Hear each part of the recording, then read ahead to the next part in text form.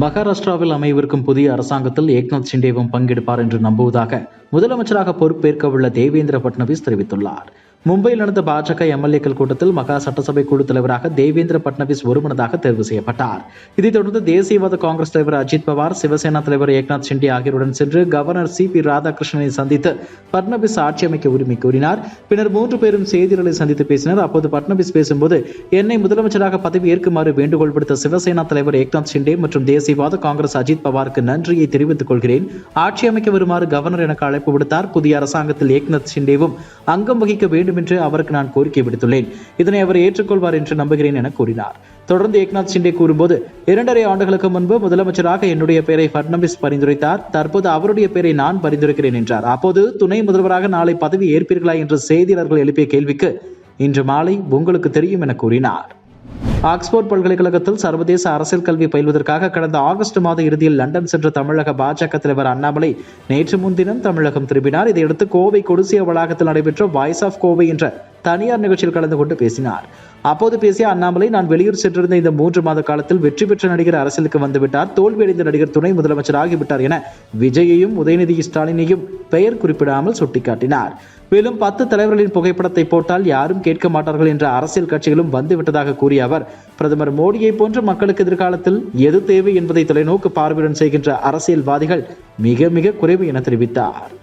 ஊட்டி, கொடைக்கானல் போன்ற மலைத்தலங்களில் பிளாஸ்டிக் பாட்டில்களுக்கு தடை விதிப்பது தொடர்பான வழக்கு நீதிபதிகள் என். சதீஷ்குமார், டி. பரத சக்கரவர்த்தி அடங்கிய சிறப்பு அமர்வு முன்பு விசாரணைக்கு வந்தது.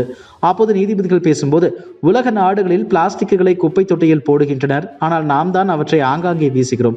தேசிய மாநில நெடுஞ்சாலைகள் சென்று பார்த்தால் இரு பக்கமும் பிளாஸ்டிக் குவிந்து கிடக்கிறது. அங்கிருந்து டன் கணக்கில் பிளாஸ்டிக் பொருட்களை சேகரிக்கலாம். சாலைகளின் இரு பக்கமும் சேரும் பிளாஸ்டிக் பொருட்கள் மழைக்காலங்களில் ஏற்படும் வெள்ளத்தில் அடித்து செல்லப்பட்டு நீர்நிலைகளில் போய் சேருகின்றன. இதுபோல சாலைகள் இரு பக்கமும் சேரும் பிளாஸ்டிக் பொருட்களை அப்பகுதியில் உள்ள உள்ளாட்சி அமைப்புகள் மட்டும் அகற்றுவது சாத்தியமல்ல. பிளாஸ்டிக் குப்பைகள் கழிவுகளை பற்றி விழிப்புணர்வு ஏற்படும் வகையிலான வாக்கத்தான் போன்ற நிகழ்ச்சிகளை இப்பகுதிகளில் நடத்துவது தொடர்பாக சம்பந்தப்பட்ட துறைகள் முன்னெடுப்புகளை மேற்கொள்ளலாம். இனிவரும் காலங்களில் பேரிடர்களுக்கு இயற்கையை மட்டும் குறை கூற முடியாது, அவற்றுக்கு நாமே காரணம். தங்கள் உரிமைகளை பற்றி மட்டும் பேசும் மக்கள் தங்களின் கடமைகளை பற்றி கவலைப்படுவதில்லை. பிளாஸ்டிக் பாட்டில்களை உடன் எடுத்து வருவதை தவிர்க்க வேண்டும் என்பது குறித்து அவ்வப்போது விளம்பரங்களை வெளியிட வேண்டும். மலைவாச ஸ்தலங்களுக்கு பிளாஸ்டிக் பொருட்கள் அருகிலுள்ள ஊர்களில் இருந்துதான் எடுத்து வரப்படுகின்றன. எனவே அவற்றை தடுப்பது குறித்த அறிக்கையை அரசு தாக்கல் செய்ய வேண்டும் என நீதிபதிகள் உத்தரவிட்டனர்.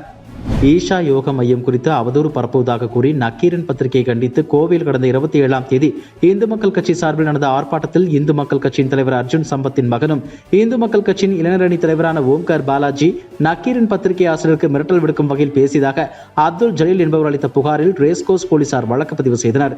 இந்த வழக்கில் முன்ஜாமீன் கோரி ஓம்கார் பாலாஜி தாக்கல் செய்த மனு தள்ளுபடி செய்யப்பட்ட நிலையில் அவர் கைது செய்யப்பட்டார். இந்நிலையில் ஜாமீன் கோரி ஓம்கார் பாலாஜி சென்னை உயர்நீதிமன்றத்தில் மனு தாக்கல் செய்துள்ளார். இந்த மனுவை விசாரித்த நீதிபதி A.T. ஜெகதீஷ் சந்திரா தினமும் காலை 10:30 மணிக்கு ரேஸ்கோர்ஸ் காவல் நிலையத்தில் கையெழுத்திட வேண்டும் என நிபந்தனை ஜாமீன் விதித்து ஓம்கார் பாலாஜிக்கு ஜாமீன் வழங்கி உத்தரவிட்டார்.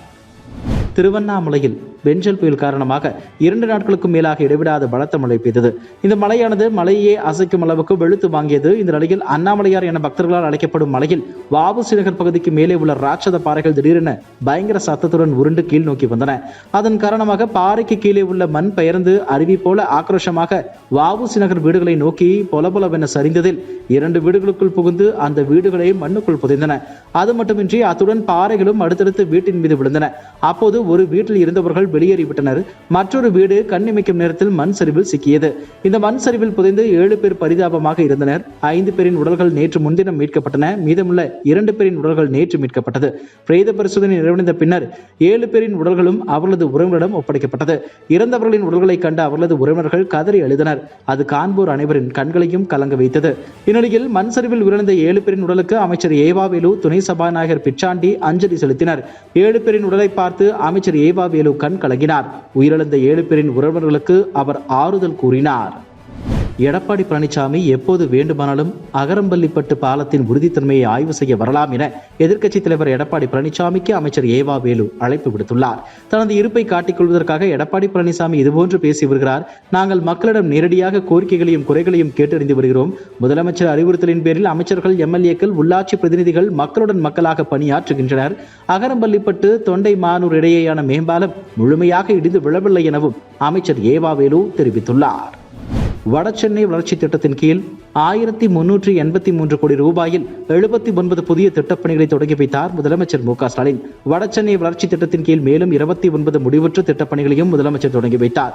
வடசென்னை வளர்ச்சி திட்டத்தின் கீழ் 6309 கோடி ரூபாய் மதிப்பீட்டில் 252 திட்டங்கள் செயல்படுத்தப்படுகின்றன.